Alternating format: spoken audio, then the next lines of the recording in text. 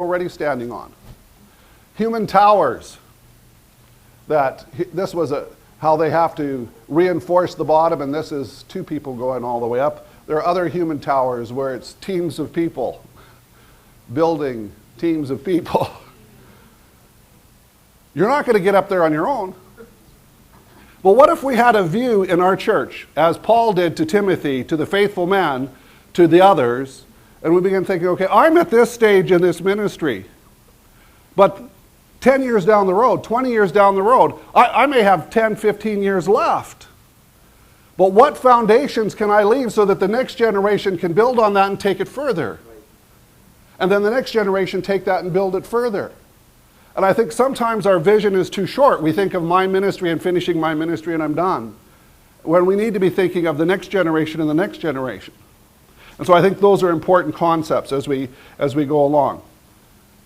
Each generation stands on the shoulder of the previous generation. And it builds and it grows. And it begins to accumulate.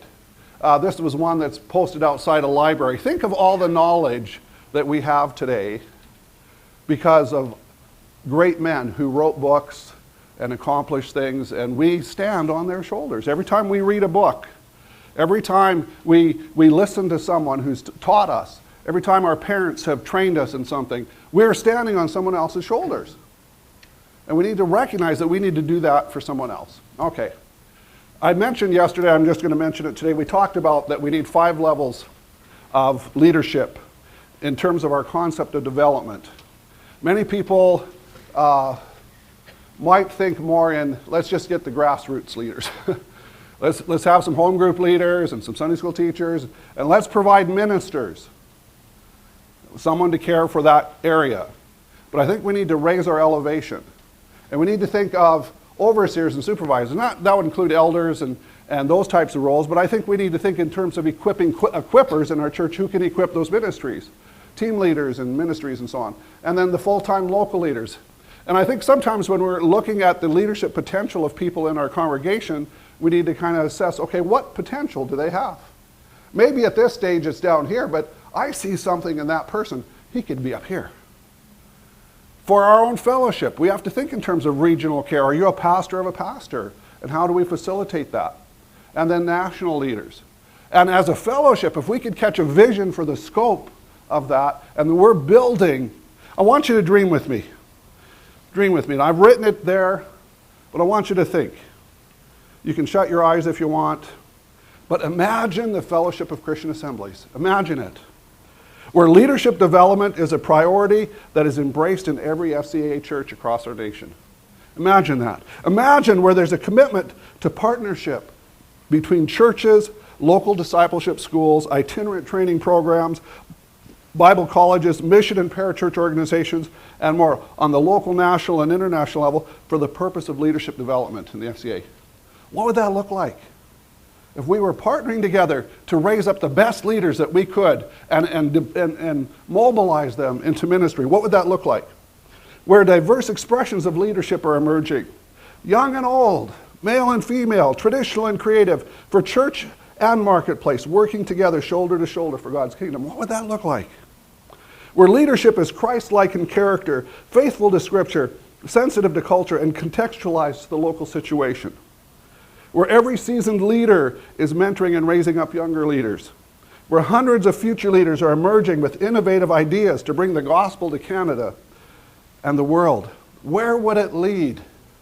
Where would that lead? I just started dreaming. What could that look like? What synergy would develop as we begin working together and say, man, this is where we're going. What could we accomplish together more than separately? What would happen for the cause of Christ, the expansion of God's kingdom, and the growth of the FCA? I think the results would be astounding. And I think that if we could catch that kind of vision, there could be an explosion of God things happening around our world. Not just something here and something there, but we begin to release something. We have a culture of leadership development within our fellowship. And so out of that would come the planting of new churches, the launching of new ministries, and an impact not just in our fellowship, but in our nation and in the world. Dream with me. Picture it. Let's launch that next generation beyond where we have ever been. and let's make a way for them. That's my heart.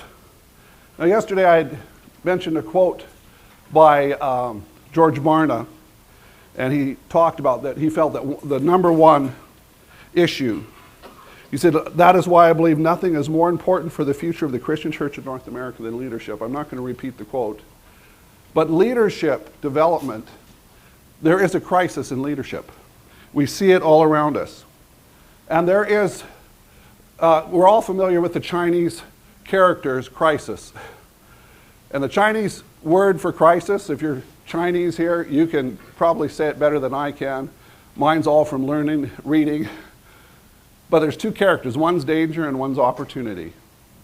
And I believe that both of those are before us.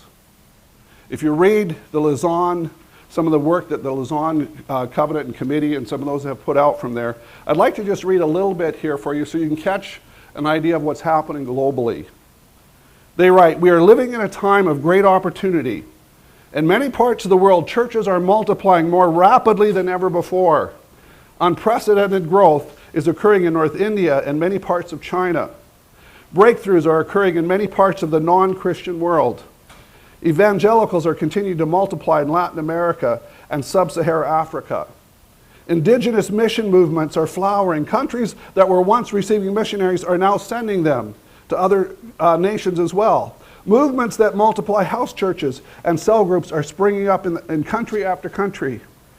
Jesus Christ is continuing to build his church, even amidst opposition and persecution. God is being glorified as more and more people are becoming worshipers and followers of Jesus Christ. These rapidly growing new churches, as well as the various missions and ministries of service emerging from them, need leaders. Existing training programs cannot keep pace with the need, nor in many cases are they able to equip leaders for the changing realities of the 21st century. Many of today's Christian leaders long to see not only the multiplication of churches in every nation and every people group, but also the transformation of communities and nations. We need leaders like Joseph, Daniel, and Esther who can multiply their God-given wisdom in the arena of public life, and people like Lydia, Priscilla, and Aquila who will exercise their Christian influence in the marketplace. Passionate young leaders are emerging, eager to take their places in the movement. They need to gain experience and wisdom as senior leaders are retiring and trained leaders are aging. It is time to pass the baton and to make plans for orderly succession, just as Jesus prepared his disciples for his departure. Can you see the vision? The field. And if we could take a look at that and say, okay, marketplace, politics, where are we? The world is looking for leaders, not just the church. And if we could catch a vision for the need for leaders and then begin to raise up and begin to intentionally target that and see what we see in a young person and equip them to do that.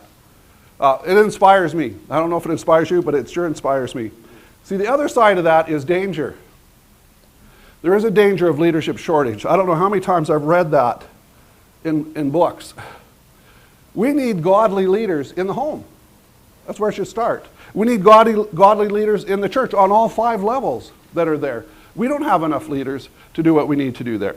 We need godly leaders in parachurch ministries. You look at all the major parachurch ministries, you go back to Focus on the Family and World Vision and all these different ones. They all started like the 70s, 80s kind of thing. Well, all those ones are passing the baton. They're having to find leaders who can take over those large organizations. Billy Graham has had to pass the baton.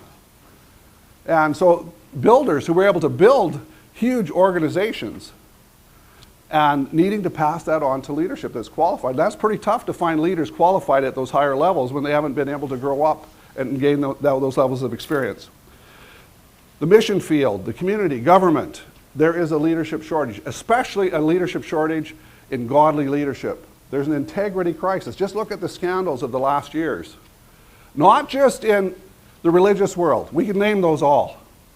And some not too long ago. But look at athletes. You know, like a Tiger Woods. These role models. The basketball players, football players. Look in politics. When a president of the United States gets caught in scandal.